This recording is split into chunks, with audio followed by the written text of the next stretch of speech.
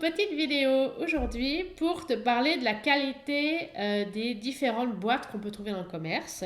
On a vraiment un échantillon très large ici. On a une palette achetée pour les enfants, qui coûte vraiment pas cher, ce qu'on trouve dans tous les centres commerciaux, mais c'est quand même une boîte aquarelle. On voit que les couleurs sont assez vives et qu'il y a vraiment voilà, du rose, du mauve, du turquoise, enfin, des couleurs qu'on n'a pas forcément dans une boîte d'aquarelle classique. On a ensuite, là, j'ai une boîte achetée sur internet avec des couleurs. C'était une boîte océan, forêt océan. La qualité est pas topissime, donc on va vraiment en montant. Là, j'ai ma petite boîte Art Deco qui, pareil, est pas folichonne, dans le sens que le prix est tout à fait correct, mais la qualité est assez bonne par rapport au rapport qualité-prix. Et on peut faire des choses très intéressantes. Le pigment est vraiment intéressant.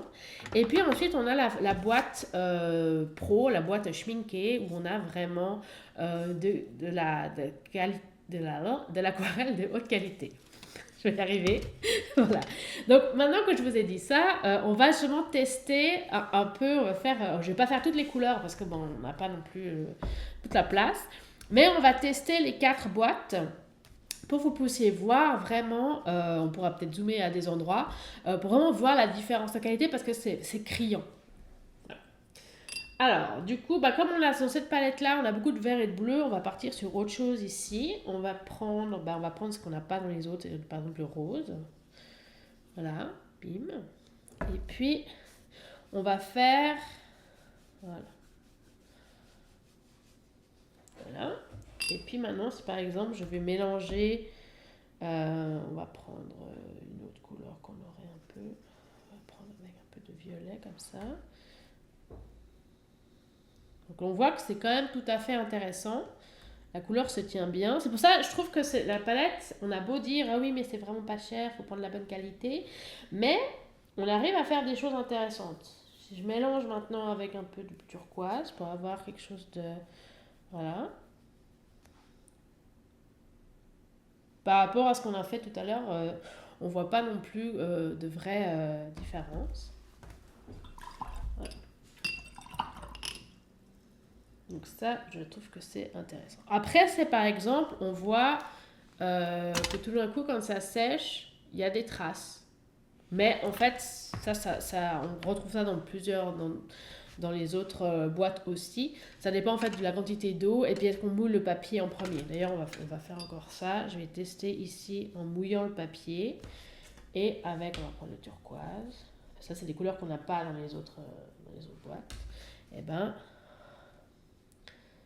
voilà, de voir qu'est-ce que ça fait quand on mélange. On va rajouter l'eau.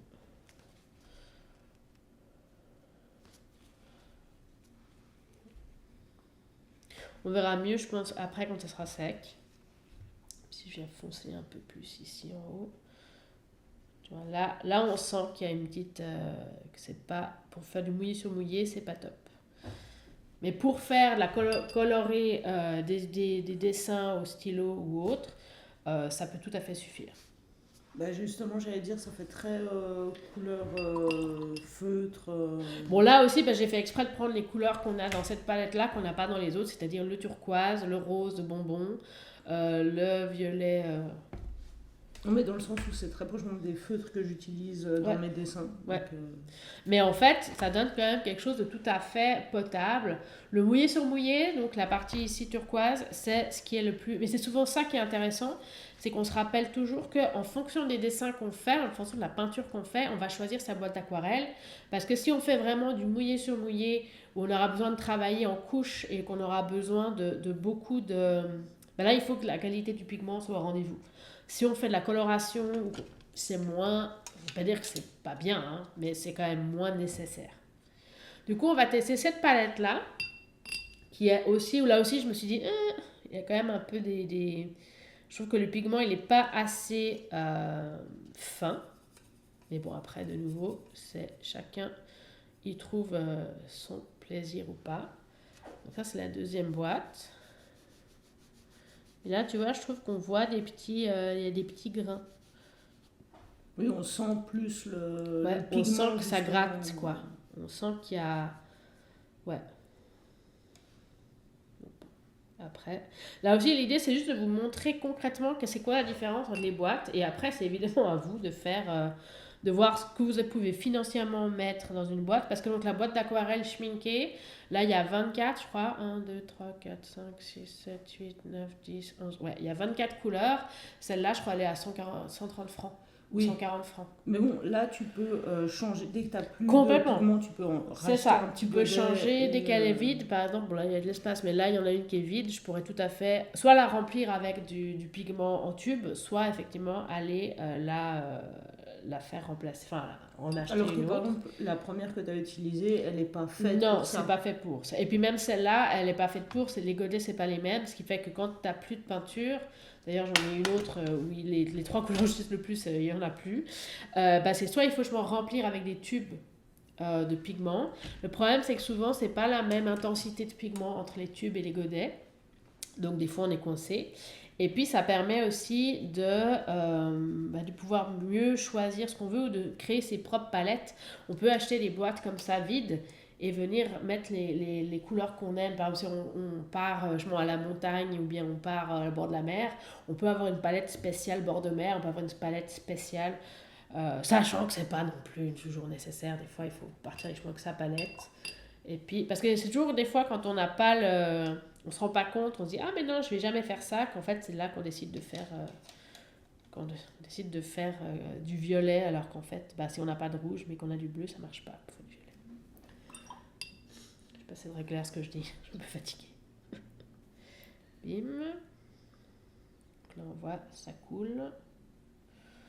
Parce qu'après, j'aurais dit, sans tester, tu peux pas savoir Non. comment le pigment va être. Non. En fait. Et puis qu'il y a toujours un moment où en fait c'est. Par exemple là j'ai mis pas mal d'eau donc ça joue bien. Mais dès que tu mets moins d'eau, Ouais. on voit les traces. Que souvent on voit moins quand c'est. Mais aussi parce que je pense que la peinture est un peu opaque par rapport à d'autres. Et ça c'est mon avis personnel. Après, je suis pas experte non plus. Hein, donc,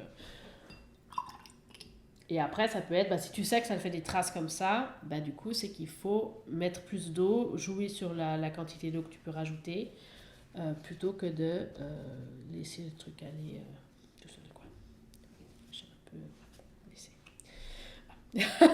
Voilà, donc ça, on va maintenant utiliser cette palette-là que j'utilise beaucoup pendant mes cours d'aquarelle, parce que justement, elle est pas chère, elle coûte une dizaine de francs.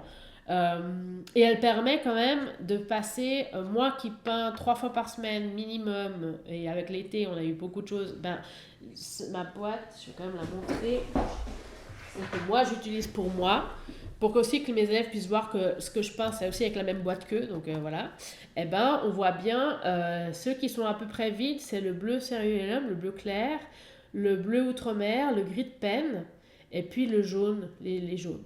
Donc c'est vraiment ceux qui sont vraiment en fin de course. Puis un peu le rouge ici. Mais ça, c'est parce que ça fait 1 an et demi que je suis dessus et que je peins énormément. Mais on voit par exemple les bruns, j'utilise quasiment jamais, le noir non plus, le blanc non plus.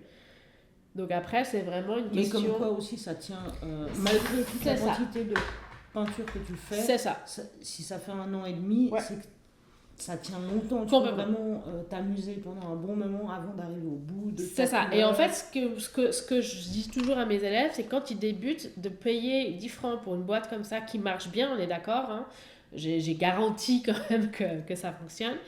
Ben c'est qu'après, quand tu arrives, tu commences à être au bout de tes couleurs, ben tu peux te poser la vraie question, est-ce que tu vas continuer l'aquarelle? À ce moment-là, ça peut être intéressant d'investir dans une vraie boîte. Et puis bon, là, j'ai une boîte à 24, mais tu peux aussi avoir des boîtes.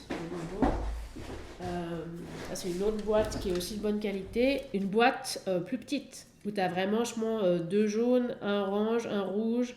Là, c'était un gris de peine. Là, c'était une espèce de magenta, un peu bordeaux, comme ça. 2 bleus, 2 verts, et puis 2 bruns, 2 ocres. Ça peut tout à fait suffire. Hein, on n'a pas besoin d'avoir. L'intérêt de l'aquarelle, c'est de faire des mélanges de couleurs. Donc, le but, c'est pas d'avoir toutes les couleurs de l'arc-en-ciel. Après, par contre, évidemment, si tu veux faire un bleu bonbon ou un turquoise, ben, c'est dur de le faire avec tes mélanges. Donc là, il faut avoir un godet de turquoise, par exemple. Mais ça, du coup, tu peux petit à petit, et là aussi, si tu fais des paysages, ton turquoise, tu n'en as pas forcément besoin, parce que tu peux jouer avec l'eau et avec les différents pigments pour donner l'impression d'un turquoise. Alors que si tu fais des choses féeriques pour les enfants, ça peut être intéressant d'avoir des pigments spécifiques. Mais ça, de nouveau, il faut savoir ce que tu veux faire. Après, ce que je me dis qui peut être aussi intéressant avec ce type de... J'essaie de l'attraper. De boîte, c'est que justement, selon ton envie du moment, tu vas pouvoir mettre vraiment les couleurs que tu as envie d'utiliser à tel ou tel moment, puis ensuite changer sans forcément... Sauf qu'en fait, très souvent, avoir toutes tes couleurs avec c'est toi. Ça. Très souvent, c'est une fausse bonne idée. Parce que par exemple, là, c'est l'exemple typique avec cette boîte-là que je trouvais assez sympa. Parce que là, il n'y a que des verts et il n'y a que des bleus. Je dis, c'est cool. Comme ça, on peut faire le côté forêt, le côté mer, ciel, tout ça. Puis d'un coup, je me suis dit, mais maintenant, si je veux faire mes foncés, j'ai pas de complémentaire pour faire foncé. Parce que le complémentaire du vert, c'est du rouge.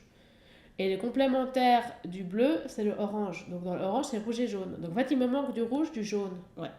Et d'ailleurs, j'ai 2 cases ici que je me suis dit, je vais racheter du rouge et du jaune. Ou alors, je prends mon autre boîte avec. Mais donc, il y a toujours un moment où en fait, il faut se rappeler, il te faut quand même les 3 complémentaires pour être sûr de pouvoir tout faire. Et puis en fait, d'avoir toutes ces variations de vert, c'est sympa, mais en fait, si tu sais ton job, tu peux les faire toi-même.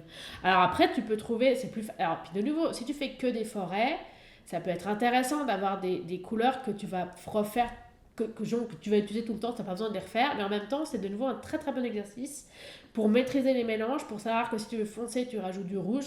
Souvent on dit, mais comment ça, tu rajoutes du rouge? Mais non, tu rajoutes du vert, tu rajoutes du bleu. Mais en fait, si tu rajoutes trop de bleu dans ton vert, il va devenir bleu. Il ne va pas devenir foncé, vert foncé, il va juste devenir bleu. Donc il faut venir contraster. Et ça, en fait, c'est vraiment en le faisant régulièrement qu'on commence à apprendre. Et là, par exemple, tu vois que c'est un peu séché. Limite, la qualité de la première boîte, qui est pourtant pour les enfants, qui a coûté genre 6 francs à la COP, pour ceux qui habitent en Suisse, et celle-là, tu vois que par exemple, celle-là, elle est beaucoup plus homogène. Ouais. Donc, c'est ce que je trouve assez bluffant. Et c'est pour ça que dans les cours à l'aquarelle, les premiers cours, avant que mes élèves aient envie d'investir 10 francs ou plus, je leur proposais de peindre avec ça. Parce que ça permet de dédramatiser le côté du matériel. Mais il faut absolument travailler avec du matériel de très bonne qualité, même au début. Non. Une fois que tu sais que tu veux te lancer dans l'aquarelle sur le long terme et progresser, bien sûr que c'est quand même mieux d'avoir une bonne palette que tu peux adapter selon ce que tu as besoin et aussi que les pigments vont être plus faciles à retrouver. Enfin, il y a plus de chances que tu retrouves les bons pigments. Par exemple, dans cette boîte-là, tu ne peux pas remplacer les couleurs, donc c'est vite vu. Tu n'auras jamais exactement la même chose. Mais par contre, tu n'as pas non plus besoin de commencer à dépenser 200 francs. Parce qu'après, on a le papier. Le papier, il coûte très cher. Les pinceaux, ils coûtent très cher. Donc, il y a toujours un moment, il faut jongler. Et quand on se lance au début, il ne faut pas que le matériel soit un frein. Non, puis à ce compte-là, au début, autant avoir un bon papier et un bon pinceau plutôt que de la bonne aquarelle. Non, c'est un peu tout. C'est qu'en fait... Ce que je veux dire, c'est que si tu commences avec cette boîte-là... Ouais. Si tu commences avec cette boîte-là, mais que tu as un papier à 600 grammes de Arches qui coûte 50 francs la feuille à 3 ou à 2, je sais plus, qu'après tu coupes en petits bouts, c'est pas du tout cohérent. Alors, c'est pas ça que j'essayais de dire, c'était si tu prends un papier tout classique A4 de imprimante... Ah oui, ça marche pas. Ça marche pas. Tu auras meilleur temps d'avoir quand même un papier un peu meilleur, plutôt de partir sur un meilleur papier. Après, c'est un peu... ça va un peu ensemble. C'est-à-dire que l'idée, c'est d'avoir un papier gamme simple. Mais de nouveau, parce que ça, c'est le problème, c'est qu'il faut tester. Parce que, par exemple, moi, j'ai dit, il faut prendre le papier 300, c'est le minimum pour travailler les aquarelles, surtout si tu veux faire du mouillé sur mouillé. Parce qu'évidemment, si tu veux faire juste colorer, justement, tu n'as pas besoin d'avoir 4 tonnes d'eau, tu n'as pas besoin d'un papier hyper épais. Genre le papier Arches, donc le papier 600 grammes de Arches qui est genre incroyable. Un jour, je vais l'amener, j'ai le temps que j'en parle. Mais là, tu peux y aller, tu mets un seau d'eau, ça tient. Et du coup, ton papier il reste humide ultra longtemps, ce qui fait que tu peux retravailler tout ce que... C'est incroyable. Pour travailler l'humide, c'est juste génial. Et à ce moment-là, tu n'as pas envie d'utiliser de la peinture bas de gamme parce que tu dis que c'est quand même dommage. Et puis là aussi, le pigment a ses limites. Parce que plus tu le mouilles, plus tu fais des mélanges, plus ton pigment il arrive à saturation, il y a ses limites. Par contre, si c'est des petits exercices, déjà comprendre, est-ce que ça te plaît, est-ce que tu as envie. Évidemment, tu vois, celle-là qui fait des traces, bah celle-là, je la conseille pas, parce que du coup, c'est frustrant simplement parce que ça fait des traces, parce que le pigment est pas bon. Le pigment est pas bon. Il n'est pas assez fin, ce qui fait que ça fait des, on voit bien, parce que même dans la partie mouillée, là, ça fait ce genre de traces ici qu'on n'avait pas ici. Ouais.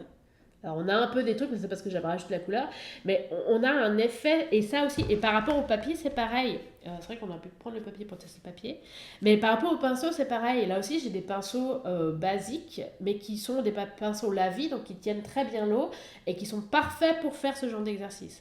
Parce qu'après, tu peux avoir des pinceaux qui vont jusqu'à 70 francs le pinceau, bah, c'est un investissement, 70 francs le pinceau. Puis comme en théorie, tu peux tout faire avec un seul pinceau, mais souvent on en a quand même besoin d'un ou deux parce que selon la taille de ce qu'on fait, il faut quand même pouvoir changer de taille. Bah, ça devient très très cher le pinceau, très très cher l'aquarelle et très très cher le papier. Sans compter tous les petits accessoires autour. Donc après, de nouveau, je ne dis pas qu'il ne faut pas investir dans du bon matériel, c'est pas du tout ça, c'est juste qu'au tout début, quand tu débutes, que tu n'es même pas sûr que tu aimes l'aquarelle, que tu n'es même pas sûr que tu as envie d'en faire, ça sert à rien.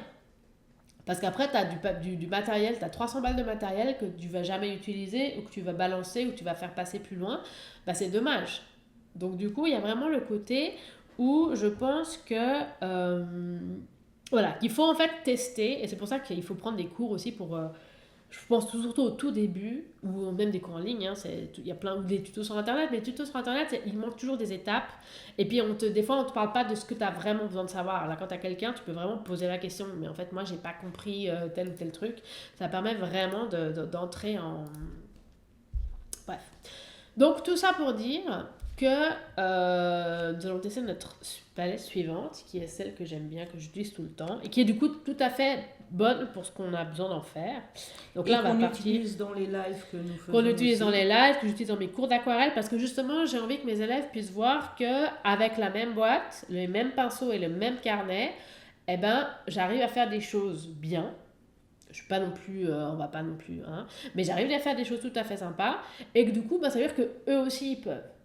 Alors de nouveau, après, j'ai quand même beaucoup d'années de dessin dans les dents, j'ai quand même beaucoup d'expérience dans le dessin de la peinture, on est d'accord, donc forcément ça joue, mais il y a quand même quelque chose, c'est pas le matériel la barrière, ça enlève un stress en fait.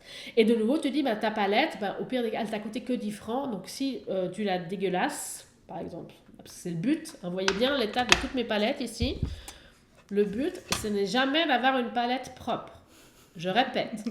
On ne veut pas de palette propre. Et quand je dis de palette propre, c'est et la palette en elle-même, mais c'est aussi toutes les couleurs.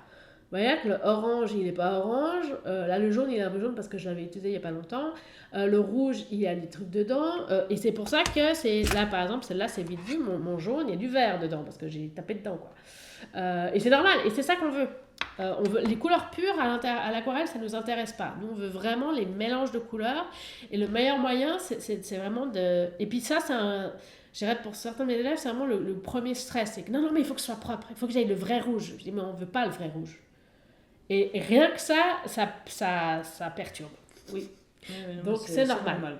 Mais après, c'est vrai que c'est un bon rap. Enfin, tu as plusieurs couleurs différentes. Ouais. 10 francs, c'est un prix raisonnable. Donc, effectivement. C'est tout à fait correct, tu vois. Puis là, effectivement, on a. On peut faire des choses on tout sent à quand fait. même moins le pigment. C'est ici. Ça. C'est ça. Et ça donne quand même un effet aussi très couvrant. C'est ça. C'est ça. J'ai pas et eu en le même terme, temps. si, non, mais opaque. Parce que c'est ça. Mais ce qui va être intéressant, c'est que l'aquarelle, tu peux la rendre plus ou moins opaque. Enfin, ça va toujours. On verra toujours la couche de dessous. Mais tu peux quand même faire quelque chose d'assez pigmenté. Et après, l'idée, ça va être de la dégrader, de la diluer dans l'eau. Mais qu'après, tu vois, si tu fais un dégradé et que ça te fait des traces, c'est moins top. Et ça, c'est vraiment, genre là, on a le même papier, on a le même pinceau. Là, la différence, c'est vraiment le pigment. Ouais. Donc là, on est vraiment sur la différence à l'aquarelle. Mais on peut faire le même exercice, c'est le papier différent. Parce que par exemple, il y a le papier torchon, qui est du papier à gros grains, et du papier lisse, qui est du papier, donc c'est du papier assez épais, mais qui est très très lisse. Bah, quand tu fais du mouillé sur mouillé, il vaut mieux du papier à gros grains qui va permettre aux fibres du papier de bien absorber l'eau et de bien laisser... Parce que le papier lisse, ça va faire des... Ça fait pas du tout le même effet. On pourra faire une prochaine vidéo là-dessus parce que c'est hyper intéressant. Et en fait, on peut faire pareil avec le pinceau. Ouais. Les pinceaux à la vie pour l'aquarelle, c'est fait pour gérer l'eau. Donc si tu prends un pinceau synthétique pour la gouache ou pour la peinture à l'huile, ben c'est pas du tout la même chose. Ou si tu prends un petit pinceau pour faire ce genre d'effet mouillé, ben ça marche pas non plus. Il y a vraiment un effet de... Il faut savoir qu'est-ce qu'on peint. Et c'est aussi ça, c'est qu'en fait, tu peux investir 70 francs dans un pinceau, mais si tu réalises qu'en fait, toi, ce que tu aimes faire, c'est les détails au stylo et venir juste mettre de la couleur, ton pinceau lavé à 70 francs, il te sert absolument à rien. Ton pinceau lavé à 70 francs, il te sert si tu fais du mouillé sur mouillé et même si tu fais carrément aussi des grandes surfaces. Ouais. Si tu restes dans le miniature, bah, t'as pas besoin d'un aussi gros pinceau. Tu franchement un pinceau. Mais ça, c'est de nouveau, c'est en sachant ce que tu veux faire que tu peux choisir le vrai bon matériel pour toi. Et puis en testant justement. C'est ça. Mais tant que tu sais pas ce que tu veux faire, bah, c'est vachement difficile d'avoir un vrai bon matériel. Et puis tu veux pas. Alors, bon, tu peux avoir les moyens évidemment, mais tu vas pas forcément acheter 25 pinceaux de très bonne qualité. Ça peut, si tu en fais ton métier. Quand tu débutes en fait. C'est ça, on est toujours en même idée, c'est que c'est pas qu'on veut pas, c'est juste que tu débutes au début, il faut pas se mettre, il faut déjà tester est-ce que tu aimes la peinture. L'aquarelle c'est quand même difficile parce qu'il faut gérer tellement de trucs en même temps, voilà. J'ai arrêté 15 ans l'aquarelle tellement j'étais frustrée. Parce que chaque fois ça donnait pas ce que je voulais, j'ai tout arrêté, j'ai fait laisse tomber, puis j'ai fait l'université, j'ai fait d'autres trucs. Mais j'ai toujours gardé un lien avec l'art, avec l'observation, avec comprendre les images, avec le plaisir aussi d'être dans les couleurs, de voir comment dans les musées et tout.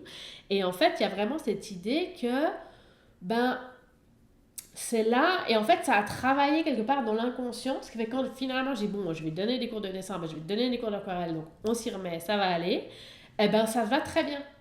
Parce qu'en fait, j'ai compris plein de choses que j'ai pu mettre en pratique et que tout d'un coup, il y a eu une mise à niveau entre ma main, mon cerveau et puis mon cœur, je ne sais pas. Mais en tout cas, ça fonctionne. Et donc, d'avoir le bon matériel, ça peut être un atout, mais il y a aussi un côté, quand tu sais pas peindre, tu sais pas peindre.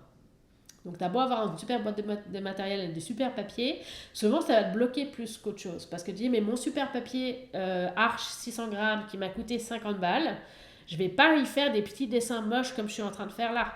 Ça va gaspiller du papier avec des gros guillemets. Je sais pas où sont mes doigts. Gaspiller du papier, gaspiller de la couleur. Non. On veut entraîner. C'est comme ça qu'on comprend comment ça fonctionne. Et là, tu vois clairement la différence avec mon jaune là. Ouais. Et avec le bleu là. Et même avec la première partie là, où tu vois qu'ici on voit quand même des traces. Ouais, j'allais dire, on voit quand même. Là, on la voit pas. Donc c'est pour ça que j'ai aucun complexe à dire, débutant, prenez ce genre de boîte. Mais par contre, il faut la tester. Quand je l'ai conseillé, j'ai commencé par l'avoir moi pour moi et je l'ai testé et j'ai fait ouh, ça marche bien. C'est une bonne alternative. Et puis sinon, on trouve quand même des boîtes comme ça, genre chez Rembrandt ou chez Van Gogh, qui sont dans les 30 balles. Donc on peut quand même avoir. On n'est pas obligé de passer de 10 à 180. Mais de nouveau, je pense que c'est important de comprendre que oui, la qualité du matériel est hyper importante, évidemment, on ne va pas se mentir, mais qu'au tout début, c'est pas ça le plus important. Au tout début, c'est toi et ta volonté, ta curiosité aussi, et ton envie de jouer avec les couleurs, de jouer avec l'eau et de voir ce qui se passe sur la feuille. Ça, c'est vraiment le plus important. Puis après, au fur et à mesure, tu montes en grade, surtout quand tu sais, moi par exemple, j'adore faire les paysages et les paysages en mouillé sur mouillé. Donc là, par exemple, j'arrive un peu à saturation de mes jolis carnets, oui, mais là, je me dis, je vais aller investir dans mon papier 600 grammes parce qu'en fait, là, je pense que c'est intéressant. Mais parce que tu as atteint l'étape où tu te dis, il faut passer à l'étape supérieure. C'est ça, parce que là, ça fait 1 an et demi que j'ai repris la peinture et que je me disais, mais en fait, là, maintenant, effectivement, j'ai envie de pouvoir jouer dans le mouillé. Et pour jouer dans le mouillé, il faut un papier qui suit la route. Donc en fait, c'est ça qui est génial et c'est ça que je vous invite en fait à faire, c'est que très souvent quand on part sur quelque chose de trop précieux à nos yeux, on va pas oser jouer avec. On l'a tous, le joli pull qu'on veut pas abîmer, qu'on ne met jamais, les petites chaussures qu'on veut pas abîmer, on les met jamais, le joli cahier qu'on veut pas rendre moche, donc on l'ouvre jamais et du coup on n'écrit jamais dedans. Là, c'est exactement pareil. Et là, nous, ce qu'on veut, c'est ça, c'est jouer avec les couleurs. Donc je continue, on va reprendre une autre Là, on va prendre notre petit peu de rouge là. Puis là, tu vois, si je prends et que je fais de nouveau ce côté, alors on voit aussi des traces. La différence, c'est que là, les traces, elles vont se fondre entre elles, alors que là, elles ne sont pas fondues entre elles. Parce que j'ai fait exactement le même mouvement avec exactement la même quantité de peinture, tu vois. Et vraiment, la différence, c'est que là, ça s'est pas fondu. Alors là, on voit quand même le mouvement, hein. Ouais, non, On voit le mouvement, mais il est beaucoup plus doux. Et puis ça, dans une aquarelle, ça passe complètement, surtout si après tu joues avec les couches, tu vois. Mais par rapport à la qualité de l'aquarelle, là, tu vois clairement la différence. Puis même avec celle-là, où ici, on voit aussi que on voit plus les traits aussi, elles se sont moins bien fondues. Oui. Mais par rapport à celle-là, c'est quand même mieux. Donc là, on voit vraiment la différence de qualité. Mais que de nouveau, si c'est pour colorier des dessins, tu peux tout à fait prendre, alors je ne conseillerais peut-être pas celle-là quand même, mais celle-là qui est toute basique, elle va très bien. Alors maintenant, on va s'attaquer à notre boîte Schminke ultime. Donc là aussi, bon, alors moi j'en ai plein qui sont bien usés, hein, on ne voit plus. Là, par exemple, mes rouges magenta, il n'y en a plus. Donc on va prendre autre chose. Il me semble que là j'ai fait des bleus sympas. Je crois que celui-là c'est un vert incroyable. Tu vois? Ah ouais. Non, c'est un vert normal, mais qu'après quand on le mélange à un bleu, ça m'avait fait un truc fou. C'était celui-là peut-être. Je sais pas, je vais tester. Ah oui. Bon, après c'est un détail. Hein. Et tu vois là aussi. Donc, effectivement, tout de suite ça se fond. C'est ça. Alors que ton mouvement est Le mouvement est exactement le même, le papier je ne l'ai pas mouillé plus, c'est juste que le pigment j'en ai tout à fait autant. C'est juste que ça permet de faire des... Tu vois? Il y a une unité, une uniformité dans le papier, dans le pigment qui fait que ça... Puis là on peut tirer la goutte pour faire style. Il y a une unité qui fait que du coup, et puis avec l'eau, ça va fusionner joliment. Parce que c'est ça qu'on veut. Je sens que tu vois l'eau qui... C'est ça, qui bouge. Ouais. Tu vois, alors là, je mets de l'eau. Et puis si maintenant je prends, alors je vais reprendre mon verre, qui est bien pigmenté ici, tu sens que la couleur, elle a envie de se déplacer. Mais qu'en même temps, elle ne va pas faire de traces. Et puis, malgré le fait qu'elle se déplace pas forcément de manière complètement uniforme, elle ne marque pas les traces qu'elle fait en se déplacement. C'est ça. C'est pas hyper clair, mais j'essaye de... Mais c'est ça. Puis là, après, tu peux faire les mélanges sur le papier dans l'eau. Là, on joue, hein, on est d'accord. Je fais n'importe quoi. Mais ça permet de montrer que, bim, ça nous fait tout de suite des choses. Puis après, on peut jouer. Et puis voilà. Tu vois? Donc là, on voit aussi clairement la différence. Et entre celle-là et celle-là, alors je ne vais pas dire que c'est pas la même... Mais on sent qu'on est quand même plus proche dans la qualité que celle-là. Et puis, de nouveau, si là vous dites « Ah, mais j'ai gaspillé du papier pour ça », non. Ça peut être simplement un fond qu'après on va pouvoir écrire. On prend un stylo un peu épais, puis on peut écrire les ressentis face à l'exercice. On peut écrire des poèmes, on peut faire son journal intime, son journal créatif, justement, de dire... de garder une trace des avancées. Dire, mais aujourd'hui j'ai compris ça, aujourd'hui j'ai compris ça, aujourd'hui j'ai adoré faire ça. J'adorais jouer dans le mouillé, j'adore ça. Mais il y a des personnes qui détestent ça. Ça arrive. Donc là aussi, il n'y a rien de faux.